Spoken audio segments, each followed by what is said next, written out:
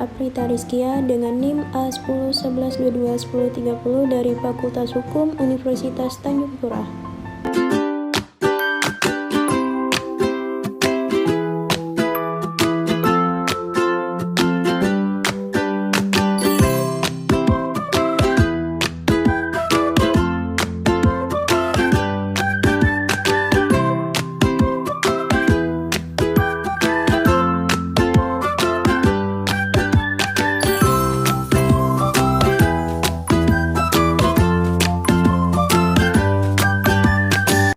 Pembahasan 1.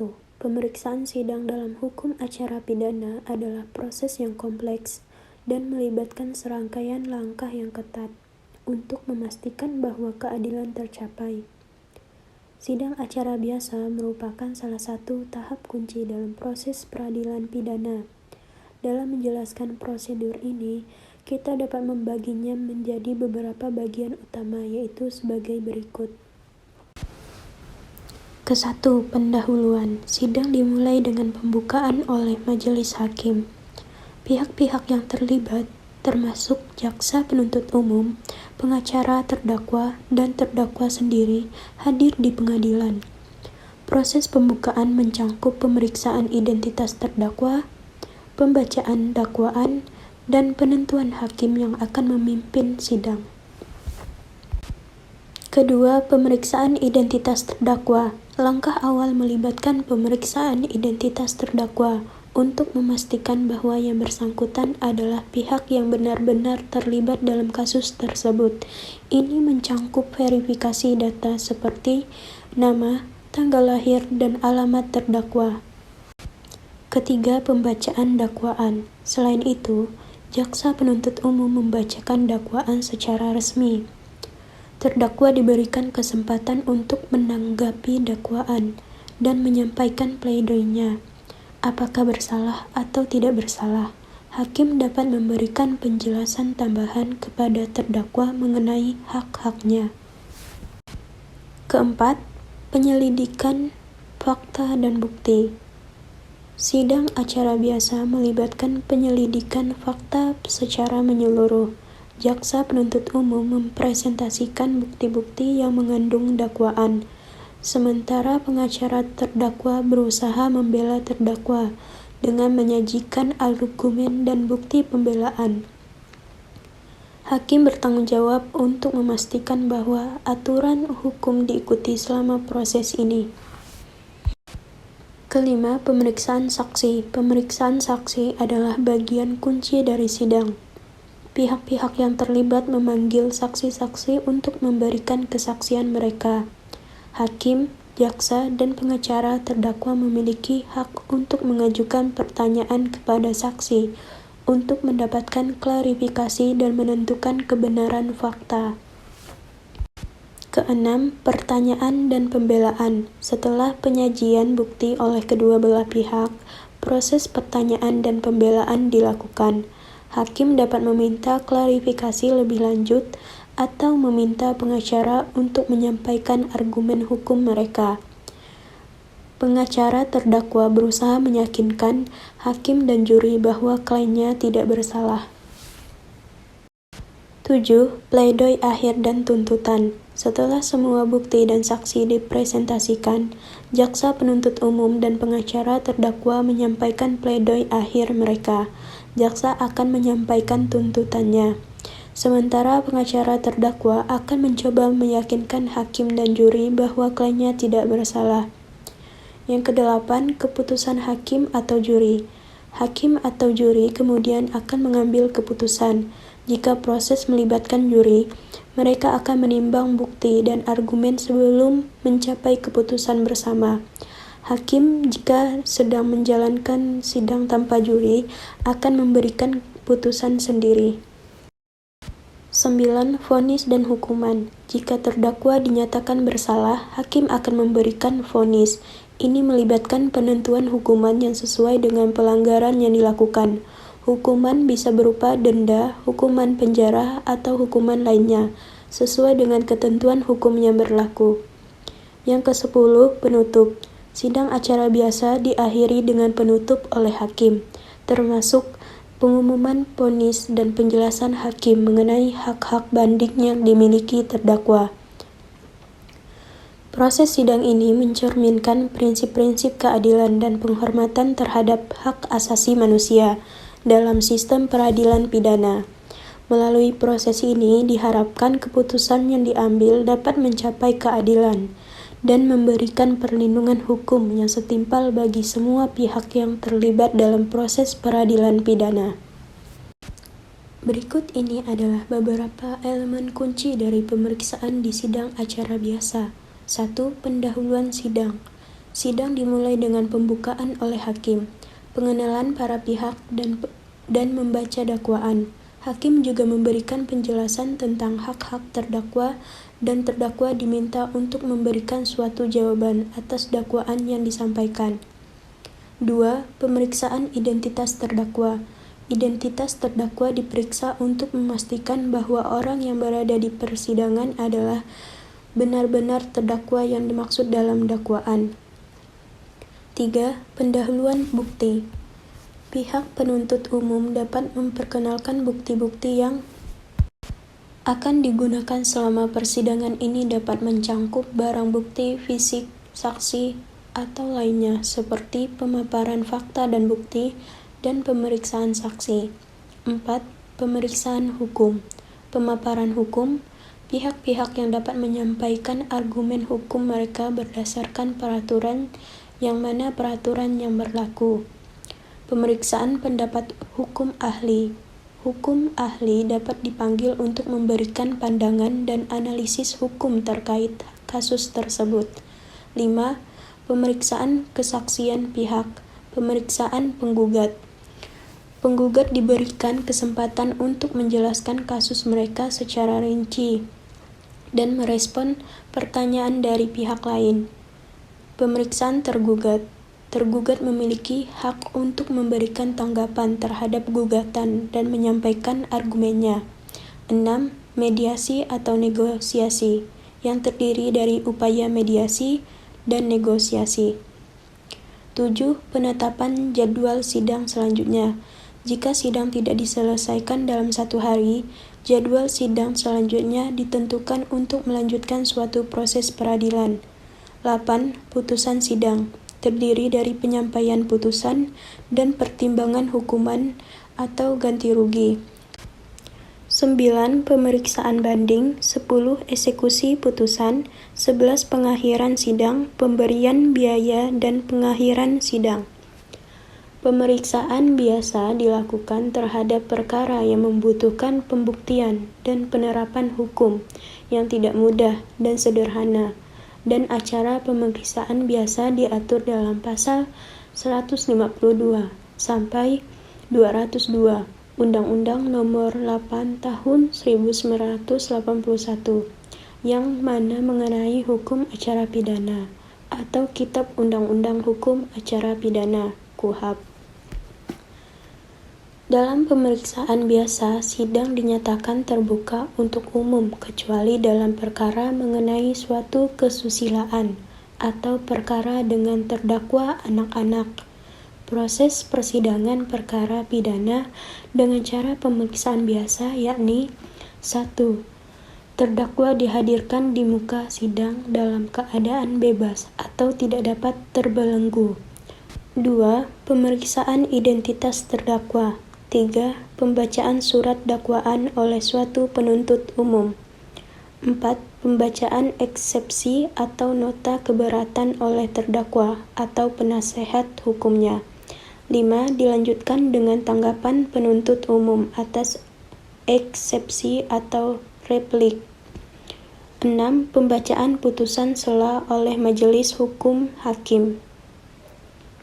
7. Jika eksepsi ditolak, sidang dilanjutkan dengan pemeriksaan pokok perkara atau pembuktian. 8. Pemeriksaan saksi-saksi yang diajukan oleh penuntut umum dapat dimulai dari saksi korban hingga saksi meringankan dan saksi ahli. Dapat dilakukan juga pemeriksaan terhadap terdakwa. 9. Pembaca tuntutan pidana dilakukan oleh terdakwa penuntut umum. 10. Pembacaan pleidoy atau pembelaan oleh terdakwa atau penasehat hukum. 11. Pembacaan replik dari penuntut umum dan kemudian duplik dari terdakwa jika ada. 12. Jika acara pemeriksaan selesai, hakim ketua sidang menyatakan pemeriksaan dapat ditutup untuk kemudian dilakukan suatu musyawarah terakhir untuk mengambil keputusan. Berikut pihak-pihak yang terlibat dalam pemeriksaan sidang acara biasa, yakni 1. Hakim. Hakim memiliki peran sentral dalam pemeriksaan sidang acara biasa, yang mana mereka memastikan bahwa proses berjalan sesuai dengan hukum. 2. Penggugat dan tergugat. Pihak yang mengajukan suatu tuntutan atau gugatan disebut sebagai penggugat, yang mana sementara pihak yang pada tuntutan tersebut disebut sebagai tergugat. Kedua pihak memiliki hak untuk dapat menyajikan argumen dan bukti. 3. Saksi. Saksi adalah individu yang memberikan suatu kesaksian atau keterangan dalam persidangan. Kesaksian ini dapat berupa fakta atau suatu opini yang sangat relevan dengan kasus. 4. Penasehat hukum. Penggugat dan tergugat umumnya dapat didampingi oleh penasehat hukum atau pengacara yang memberikan suatu nasihat, menyusun argumen, dan mewakili dalam kepentingan klien mereka.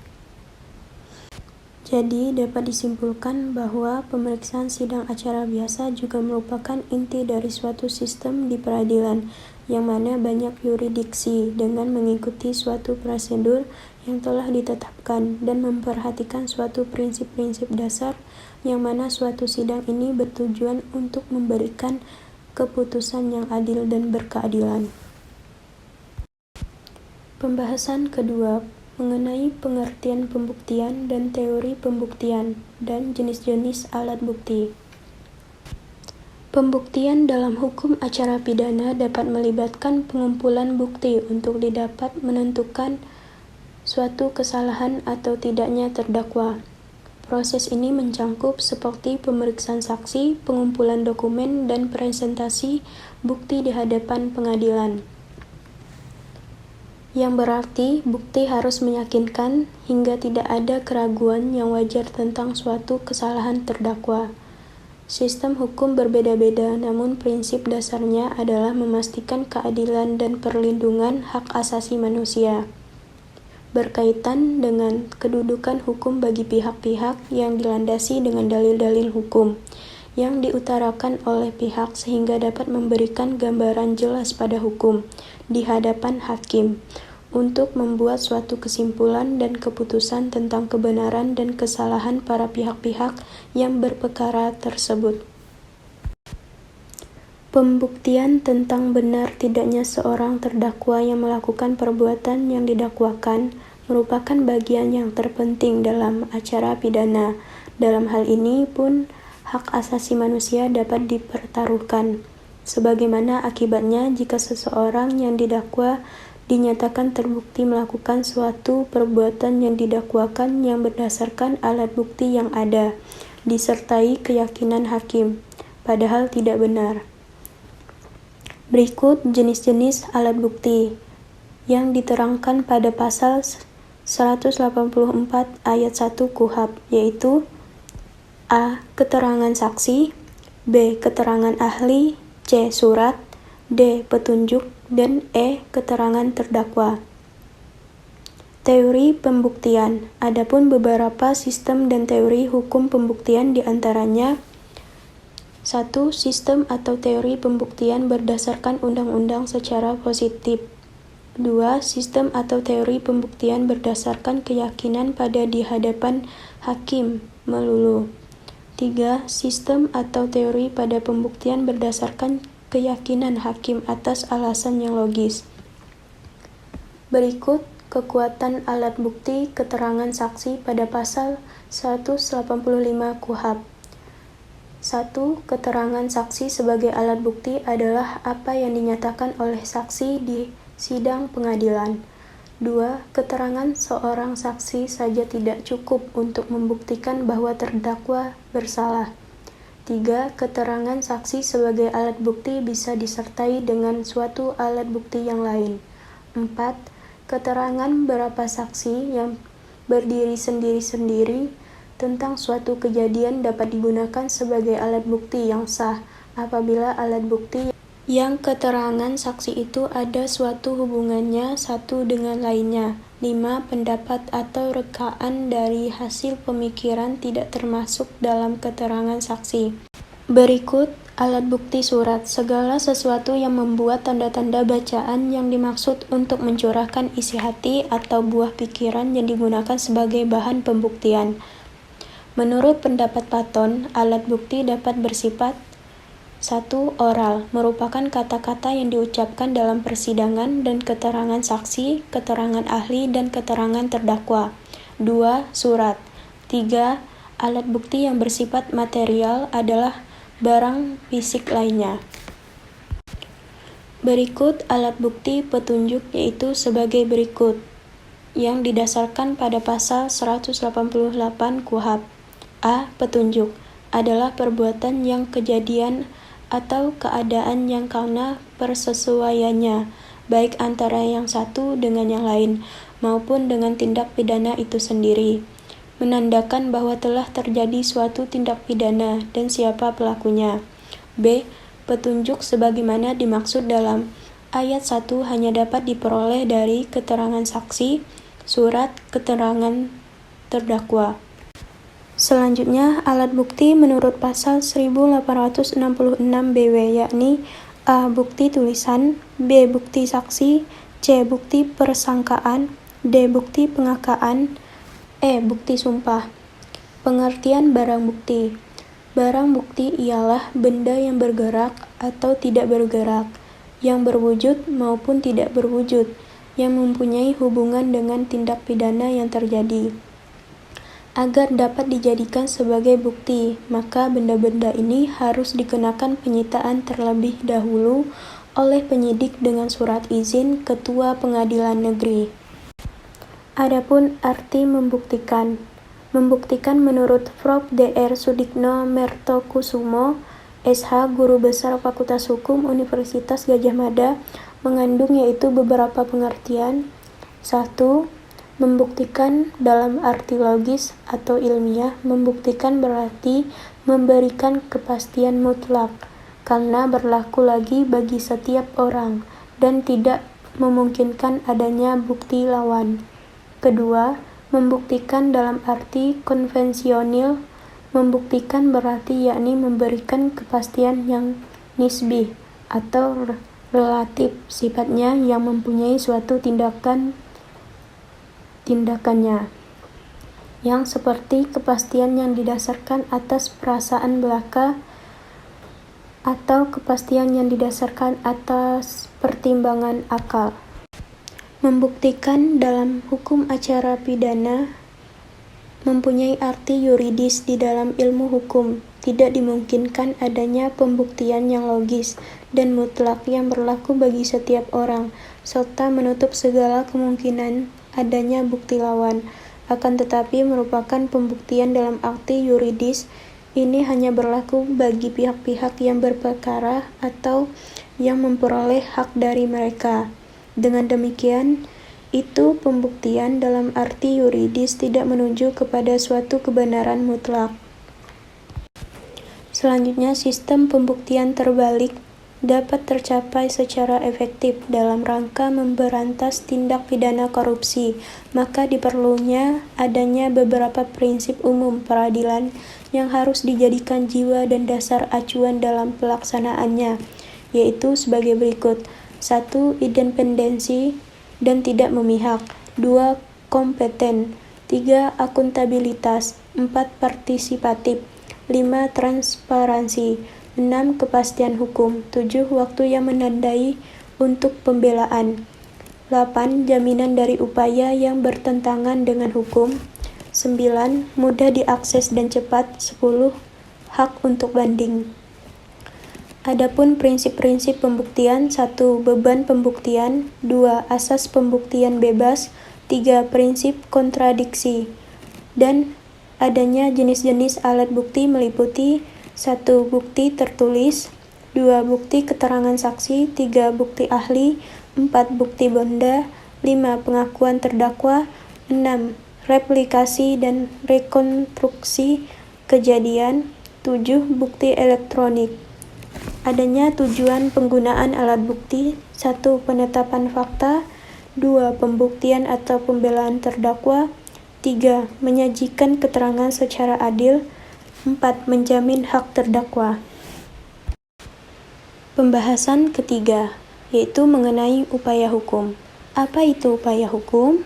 Upaya hukum dalam hukum acara pidana merujuk pada langkah-langkah atau prosedur hukum yang dapat diambil oleh pihak yang terlibat dalam suatu perkara pidana untuk melindungi hak-hak mereka atau mengajukan suatu keberatan terhadap suatu putusan di pengadilan. Upaya hukum ini dirancang untuk memastikan bahwa proses di peradilan dapat berlangsung secara adil dan sesuai dengan hukum. Terdapat beberapa upaya hukum yang umumnya digunakan dalam hukum acara pidana, dan berikut adalah penjelasannya secara lebih rinci. 1. Banding.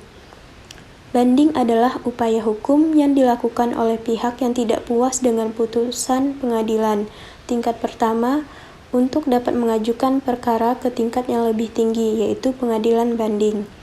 Fungsi dan tujuannya: pemeriksaan kembali putusan pengadilan banding, memeriksa kembali fakta dan hukum yang digunakan oleh pengadilan tingkat pertama untuk memastikan bahwa keadilan dan kebenaran putusan. 2. Kasasi. Kasasi adalah upaya hukum yang dilakukan oleh pihak yang merasa dirugikan dengan putusan pengadilan banding untuk mengajukan perkara ke Mahkamah Agung atau lembaga kasasi lainnya.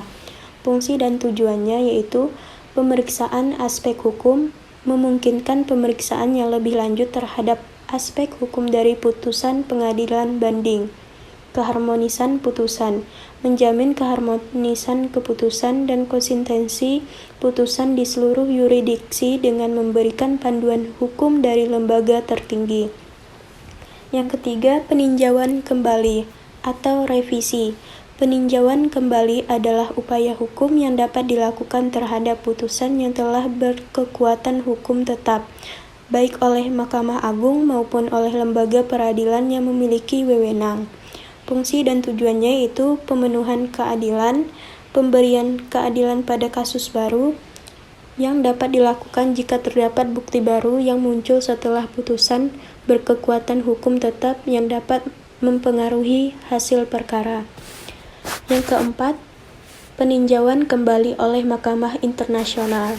Peninjauan kembali oleh Mahkamah Internasional adalah upaya hukum yang dilakukan oleh pihak yang mengajukan perkara ke pengadilan internasional setelah melewati semua tingkat peradilan nasional.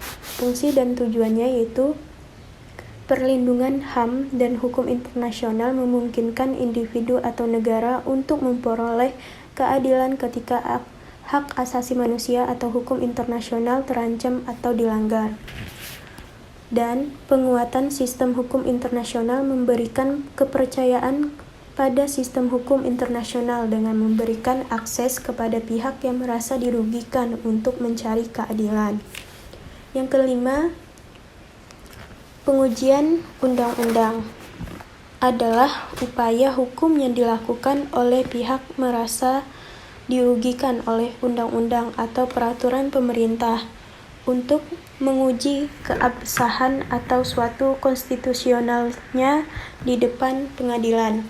Fungsi dan tujuannya yaitu pengawasan kekuasaan pemerintah, memberikan mekanisme hukum untuk mengawasi dan menilai keputusan pemerintah atau undang-undang yang dapat dilanggar hak-hak konstitusionalnya.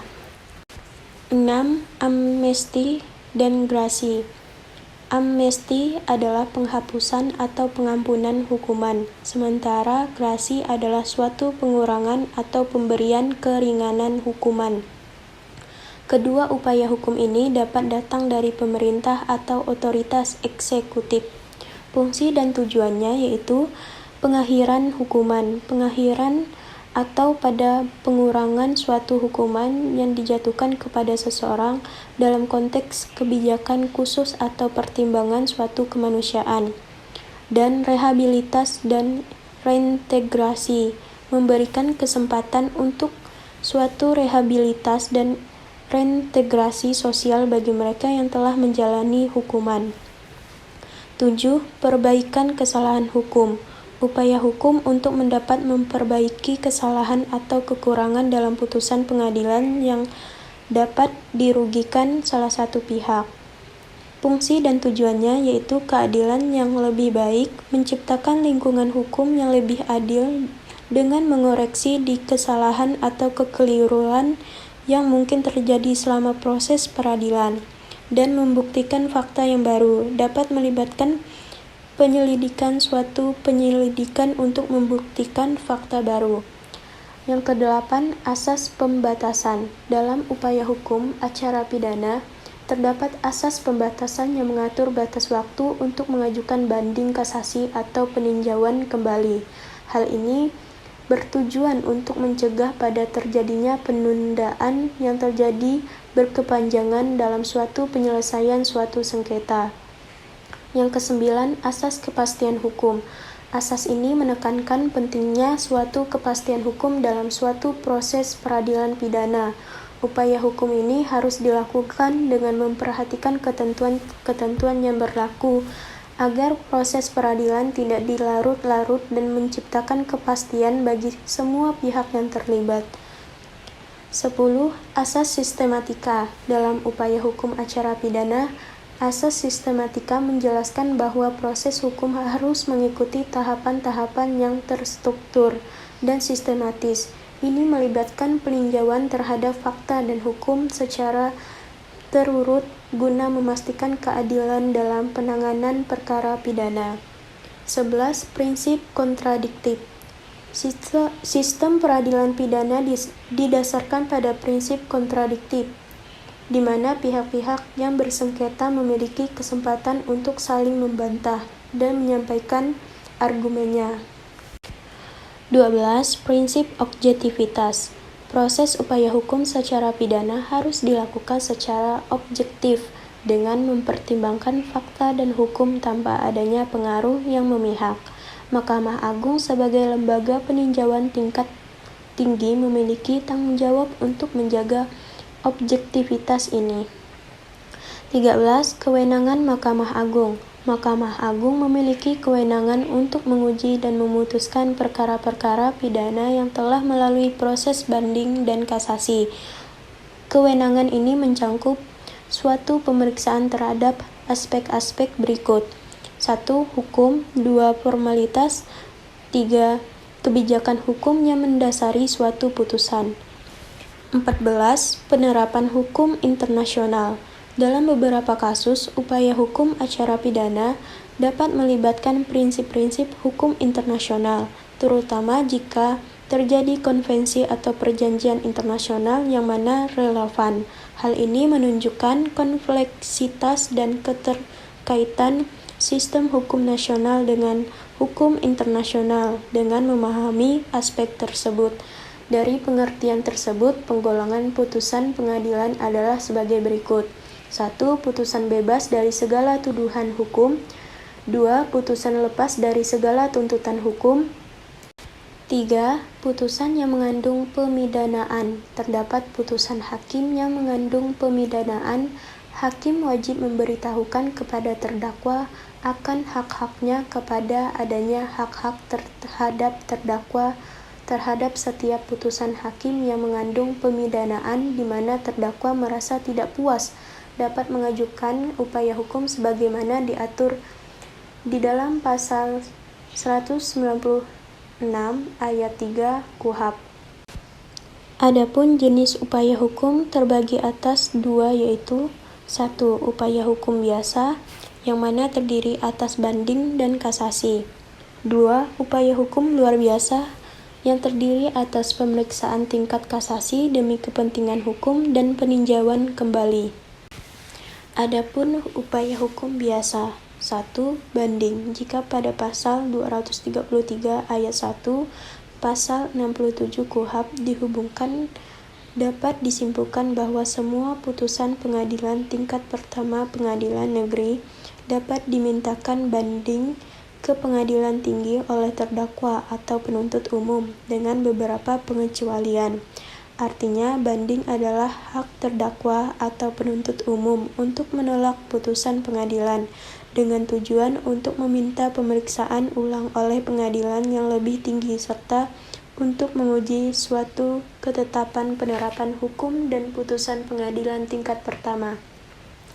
Yang kedua, kasasi. Upaya hukum kasasi diatur dalam pasal 244 sampai 258 KUHP yang mengatur terhadap putusan perkara pidana yang diberikan pada tingkat terakhir oleh pengadilan lain selain pada Mahkamah Agung. Terdakwa atau penuntut umum dapat mengajukan permintaan yang mana pemeriksaan kasasi kepada Mahkamah Agung. Pemeriksaan dalam tingkat kasasi dilakukan oleh Mahkamah Agung atas permintaan perkara para pihak guna menentukan a. Apakah benar suatu perkara hukum tidak diterapkan atau diterapkan tidak sebagaimana mestinya. B. Apakah benar cara mengadili tidak dilaksanakan menurut ketentuan undang-undang. C. Apakah benar pengadilan telah melampaui batas wewenangnya. Tujuan kasasi untuk menciptakan kesatuan penerapan hukum dengan jalan membatalkan putusan dengan bertentangan dengan undang-undang atau keliru dalam suatu penerapan hukum. Upaya hukum luar biasa. Upaya hukum luar biasa yakni 1. Pemeriksaan tingkat kasasi demi kepentingan hukum. Kasasi demi kepentingan hukum ialah untuk mencapai kesatuan penafsiran hukum oleh pengadilan kasasi demi kepentingan hukum biasa yang dapat dipakai. Kasasi demi kepentingan hukum diajukan apabila putusan pengadilan negeri terdapat suatu peraturan hukum tidak diterapkan atau diterapkan tidak sebagai mestinya. Apakah cara mengadili tidak dilaksanakan menurut ketentuan suatu undang-undang dan pengadilan melampaui wewenangnya. Jika Mahkamah Agung menerima permohonan kasasi demi kepentingan suatu hukum, selanjutnya Mahkamah Agung dapat membatalkan putusan pengadilan yang lebih rendah. Selanjutnya, kedua, peninjauan kembali putusan pengadilan yang memperoleh kekuatan hukum tetap. Upaya hukum peninjauan kembali putusan pengadilan yang telah memperoleh kekuatan hukum tetap diatur dalam pasal 263 sampai 269 KUHP. Menjatuhkan putusan dapat berupa 1. Putusan bebas, 2. Putusan lepas dari segala tuntutan, 3. Putusan tidak dapat menerima tuntutan umum, 4. Putusan ketentuan pidana yang lebih ringan. Pembahasan keempat mengenai bantuan hukum. Apa itu bantuan hukum? Bantuan hukum merupakan istilah yang baru bagi bangsa Indonesia, karena masyarakat baru mengenal dan mendengarnya di sekitar tahun tujuan. Menurut Darmawan Pries, bahwa bantuan hukum adalah suatu pemberian bantuan dalam bentuk hukum guna memperlancar suatu penyelesaian sengketa atau perkara dalam KUHP. Lebih sering digunakan dengan istilah bantuan hukum, yaitu bahwa bantuan hukum dapat diberikan sejak pemeriksaan pendahuluan. Penasihat hukum yang terdapat dalam pasal 1 butir 13 KUHP adalah seorang yang memenuhi syarat yang ditentukan oleh atau berdasarkan undang-undang untuk memberikan bantuan hukum. Berikut adalah bantuan hukum mempunyai ciri dalam istilah yang berbeda, yaitu antara lain legal aid, yang berarti memberi jasa di bidang hukum kepada seseorang yang terlibat ke dalam suatu di kasus atau perkara, yaitu 1. Pemberi jasa bantuan hukum dilakukan dengan cuma-cuma, 2. Bantuan jasa hukum dalam legal aid lebih dikhususkan bagi yang tidak mampu dalam lapisan masyarakat miskin. Ketiga, dengan demikian motivasi utama dalam konsep legal aid adalah menegakkan hukum dengan jalan membela kepentingan dan hak asasi rakyat kecil yang tak punya dan buta hukum. 2. Legal asistensi yang mengandung pengertian lebih luas dari legal aid, karena di samping mengandung makna dan tujuan pemberi jasa bantuan hukum lebih dekat dengan pengertian dikenal dengan advokat, yaitu pemberi bantuan, baik kepada yang membayar prestasi maupun memberi bantuan kepada rakyat yang miskin secara cuma-cuma. 3. Legal service, yaitu pelayan hukum pada umumnya. Kebanyakan orang lebih cenderung memberikan pengertian yang lebih luas kepada konsep dan makna legal service dibanding dengan tujuan legal aid atau dikenal asistensi, karena pada konsep dan ide legal service terkandung makna dan tujuan, yaitu memberi bantuan pada anggota masyarakat yang operasionalnya bertujuan menghapuskan suatu kenyataan-kenyataan diskriminatif dalam penegakan dan memberi jasa hukum bantuan antara rakyat miskin yang dapat berpenghasilan kecil dengan masyarakat kaya, menguasai sumber dana dan posisi kekuasaan.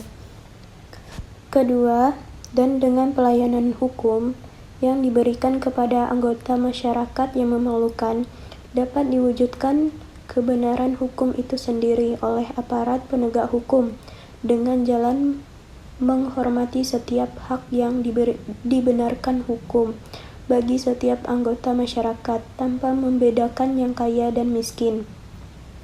Di samping itu, untuk menegakkan hukum dan penghormatan kepada hak yang diberikan hukum kepada setiap orang, legal service di dalam operasionalnya lebih cenderung untuk menyelesaikan setiap persengketaan dengan jalan menempuh cara perdamaian. Dapat diketahui tujuan hukum dan fungsi pelaksanaan program bantuan hukum, yaitu 1. Membantu para penegak hukum untuk mengungkapkan dan pemahaman di suatu kasus demi terciptanya kebenaran, baik itu material dan terutama agar vonis hakim yang akan dijatuhkan lebih objektif. 2. Suatu alat atau prasarana untuk mengisi perlindungan terhadap hak asasi manusia, terutama bagi golongan miskin dan lemah. 3. Merupakan pelayanan hukum secara cuma-cuma bagi rakyat yang tidak mampu atau miskin. Yang keempat, merupakan sarana pendidikan untuk mengembangkan dan meningkatkan kesadaran hukum rakyat, terutama hak-haknya sebagai subjek suatu hukum. Kelima, bertujuan untuk melaksanakan suatu perbaikan dan perubahan hukum atau undang-undang sesuai dengan perkembangan masyarakat. Salah satu unsur penegak hukum dalam satu catur bangsa penegak hukum berkewajiban turut membina negara hukum Indonesia sebagaimana ditegaskan dalam penjelasan Undang-Undang Dasar 1945. Selanjutnya disebut Undang-Undang Dasar 1945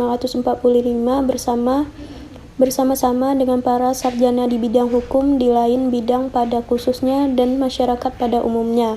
Negara hukum Indonesia wajib menjamin dan menghormati hak-hak asasi manusia bagi semua warga negara, baik dalam kehidupan bernegara maupun bermasyarakat. Sehingga tercapai tujuan tersebut, peranan tim penasehat hukum advokat harus ditingkatkan tidak hanya perorangan, akan tetapi juga kesatuan yang kuat dalam organisasi yang dharmanya menegakkan kebenaran atau keadilan hukum.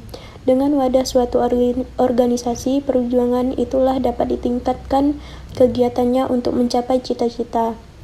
Wadah organisasi perjuangan itu adalah Persatuan Advokat Indonesia, Ikatan Advokat Indonesia, dan Lembaga Bantuan Hukum dalam pemberian bantuan hukum kepada golongan tidak mampu dan buta hukum. Ini merupakan proyek dari Peradin yang dibentuk dalam Kongres Nasionalnya yang ke-3 bukan Oktober 1977 kemudian dituangkan dalam Kongres. Kemudian, dasar normatif pemberian bantuan hukum sebagai salah satu negara yang berdaulat dalam kerangka hubungan internasional, maka sebagaimana negara lainnya, Indonesia juga melakukan isu perlindungan hak asasi manusia sebagai bagian dari isu yang perlu untuk mendapat perhatian dalam pembangunan nasional. Di dalam Undang-Undang 1945, Pasal 27D ayat 1 diatur tentang hak setiap orang atas penegak pengakuan, jaminan, perlindungan, dan kepastian hukum yang adil serta perlakuan yang sama di hadapan hukum.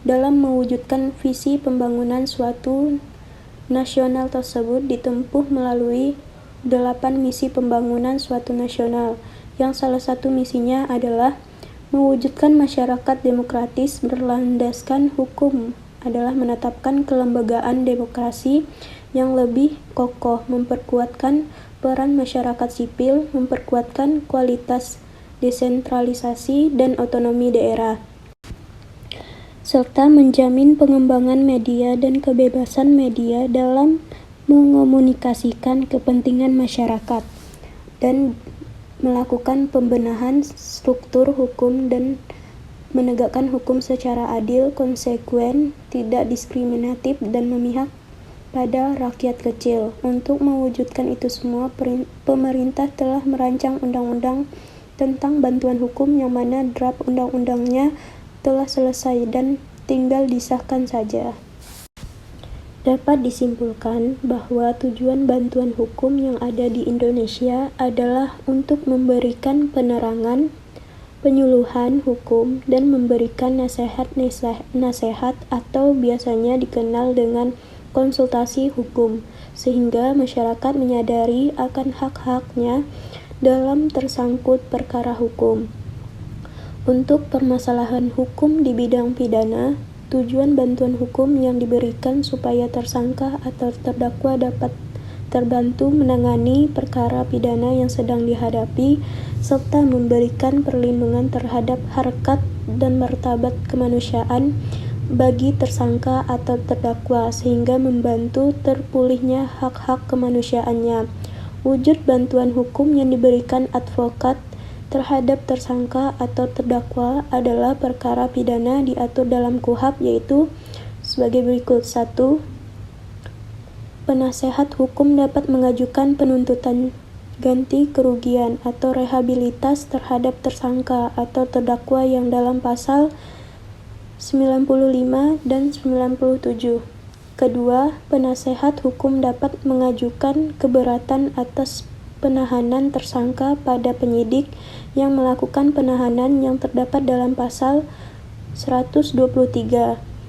Ketiga, penasehat hukum dapat mengikuti jalannya pemeriksaan terhadap tersangka oleh penyidik yang terdapat dalam pasal 115. Keempat, penasehat hukum dapat mengajukan permohonan pra-peradilannya. Pembahasan kelima mengenai putusan, pelaksanaan putusan, dan hakim pengawas.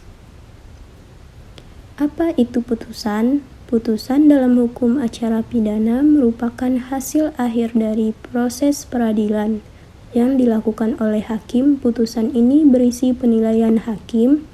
Putusan ini berisi fakta-fakta yang disajikan dalam persidangan dan penerapan hukum terhadap di mana kasus yang dihadapi, yang mana pelaksanaan putusan adalah tahap selanjutnya setelah putusan dikeluarkan dan melibatkan berbagai aspek, termasuk eksekusi, hukuman, rehabilitas, dan pemenuhan hak-hak korban.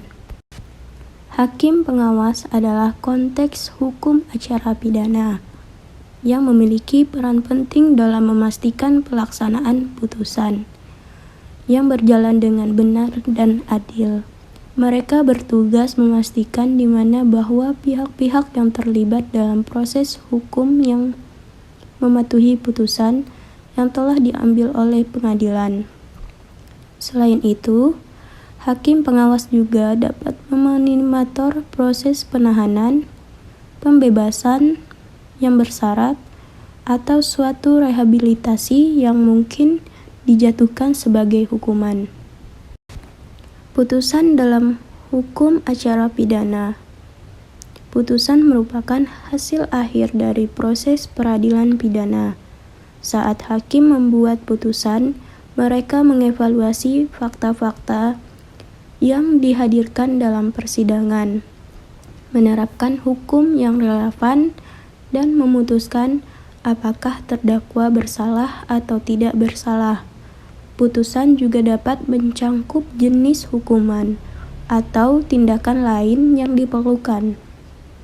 Berikut putusan pidana biasanya mencangkup beberapa elemen seperti yakni 1. Penemuan fakta. Hakim membuat penemuan fakta berdasarkan bukti yang disajikan selama persidangan. Ini mencangkup identifikasi suatu perbuatan yang dianggap sebagai pelanggaran hukum. 2. Penerapan hukum. Hakim mengidentifikasi dan dapat menerapkan hukum yang relevan terhadap fakta-fakta yang ditemukan. Ini mencangkup interpretasi hukum dan penggunaan presiden hukum yang mungkin ada. Yang ketiga, keputusan. Hakim membuat keputusan mengenai kesalahan atau tidaknya terdakwa. Jika terdakwa dinyatakan bersalah, hakim dapat memberikan hukuman sesuai dengan hukum yang sudah berlaku. Selanjutnya, pelaksanaan putusan dalam hukum acara pidana. Setelah putusan dikeluarkan, tahap pelaksanaan menjadi krusial. Proses ini melibatkan berbagai langkah untuk memastikan bahwa putusan pengadilan dijalankan dengan efektif dan adil. 1. Eksekusi hukuman. Jika putusan mencangkup hukuman seperti penjara, denda, atau hukuman lainnya, lembaga penegak hukum bertanggung jawab untuk mengeksekusi suatu hukuman tersebut. Ini dapat melibatkan penahanan terdakwa, pembebasan bersyarat, atau penerapan hukum alternatif. Kedua, rehabilitasi. Dalam beberapa kasus, putusan pidana dapat mencangkup program rehabilitasi untuk membantu terdakwa kembali ke masyarakat dengan cara yang positif. Ini mungkin termasuk layanan kesejahteraan atau suatu pendampingan. Ketiga, pemulihan kerugian. Jika putusan mencangkup ganti rugi kepada korban pelaksanaan, putusan melibatkan suatu proses pemulihan kerugian tersebut. Ini dapat dilakukan melalui penarikan dana dari terdakwa atau aset mereka. Hakim pengawas memiliki tanggung jawab khusus untuk dapat memastikan bahwa suatu putusan pengadilan dijalankan dengan benar. Dan selanjutnya beberapa aspek penting mereka melibatkan, yakni 1. Monitor pelaksanaan putusan. Hakim pengawas memonitor langkah-langkah pelaksanaan putusan, termasuk eksekusi hukuman dan rehabilitasi mereka, yang dapat memeriksa laporan dari lembaga seperti lembaga permasyarakatan, penasehat hukum, pihak terkait lainnya. Kedua, mengenai pelanggaran putusan. Jika ada pelanggaran terhadap suatu putusan pengadilan, hakim pengawas dapat mengambil tindak korektif. Ini mungkin melibatkan perubahan dalam hukuman atau pengambilan tindakan hukum terhadap pihak yang melanggar. Ketiga, melibatkan pihak terkait. Hakim pengawas dapat berinteraksi dengan lembaga permasyarakatan, penasehat hukum, atau pihak terkait lainnya. Untuk memastikan pemenuhan putusan pengadilan dan keamanan serta kesejahteraan semua pihak yang terlibat. Dengan adanya hakim pengawas, sistem peradilan pidana dapat lebih efektif dan transparan dalam memastikan bahwa putusan pengadilan dijalankan sesuai dengan prinsip-prinsip suatu keadilan dalam hukum yang sangat dibutuhkan. Selanjutnya, fungsi putusan dalam hukum acara pidana. 1. Menyelesaikan sengketa hukum. Putusan dalam hukum acara pidana berfungsi sebagai instrumen suatu penyelesaian sengketa hukuman antara penetapan apakah terdakwa bersalah atau tidak bersalah, serta penerapan hukuman yang selesai atau yang sesuai. 2. Menegakkan hukum dan keadilan. Salah satu fungsi utama putusan adalah menegakkan hukum dan keadilan. Hakim melalui putusannya menilai apakah terdakwa melanggar norma-norma hukum yang berlaku dan memberikan hukuman sebagai bentuk keadilan. Ketiga, memberikan kepastian hukum. Putusan pidana juga berfungsi memberikan kepastian hukum. Ini artinya setelah putusan diambil, pihak-pihak yang terlibat, termasuk terdakwa dan korban, mengetahui akibat hukum dari perbuatan yang mereka sendiri lakukan. Keempat, memberikan efek jera. Putusan hukuman dapat memiliki efek jera yang bertujuan untuk mencegah terjadinya kejahatan di masa mendatang. Hukuman yang dijatuhkan harus memberikan pesan bahwa pelanggaran hukum tidak dapat diterima dan akan dihadapi konsekuensi yang sesuai. Kelima, membangun kembali kepercayaan masyarakat.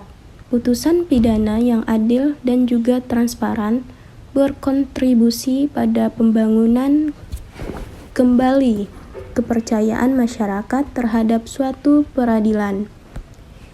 Ini penting untuk memelihara suatu stabilitas sosial dan menjaga keadilan di masa publik. Keenam, melindungi hak-hak individu. Putusan juga berfungsi untuk dapat melindungi hak-hak individu, termasuk hak-hak terdakwa. Hakim harus memastikan bahwa selama proses peradilan, hak-hak terdakwa dihormati dan prosedur yang adil diikuti.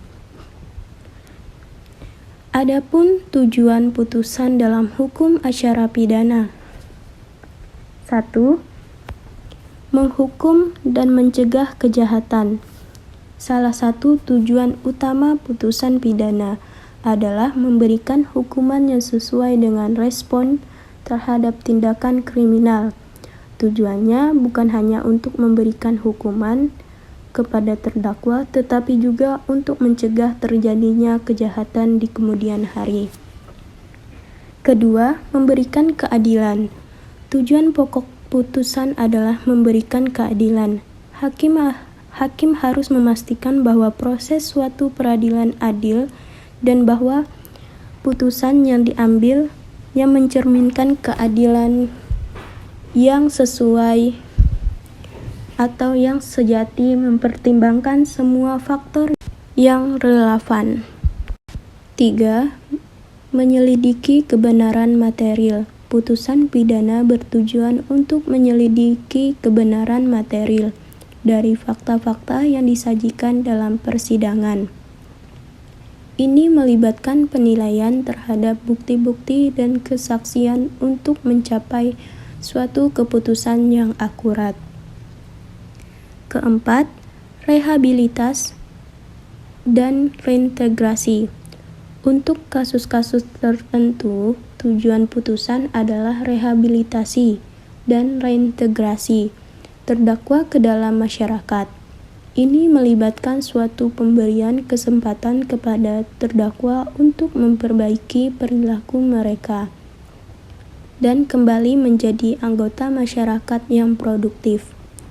5. Perlindungan masyarakat.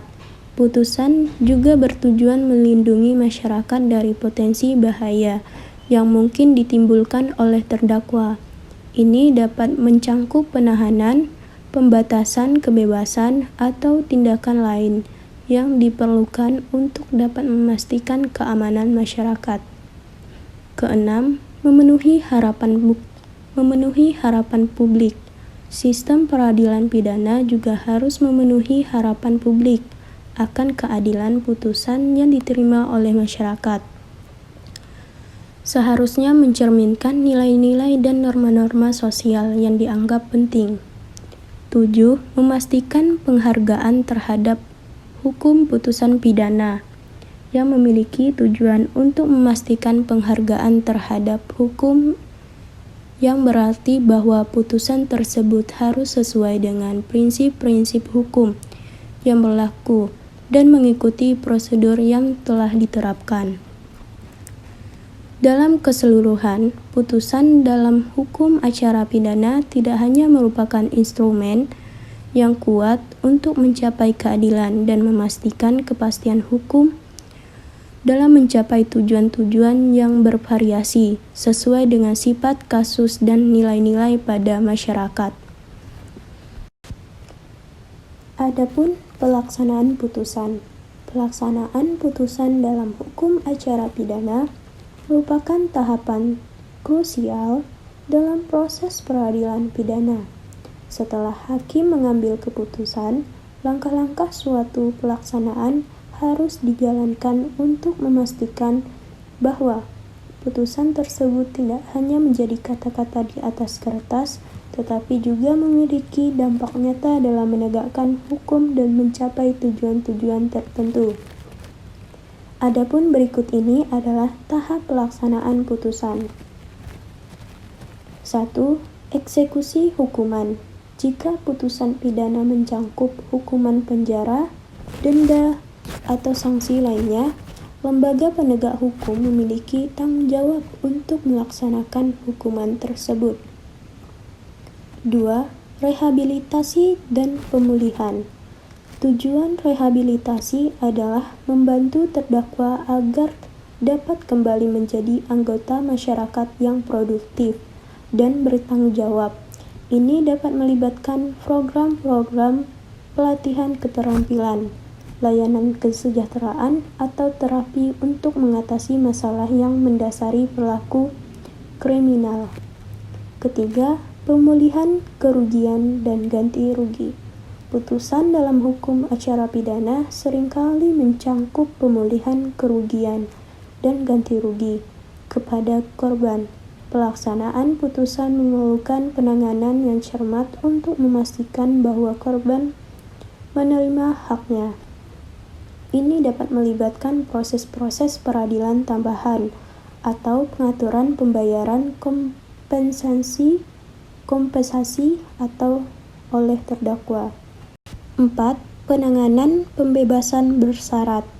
5. Mencegah atau pencegahan pelanggaran. 6.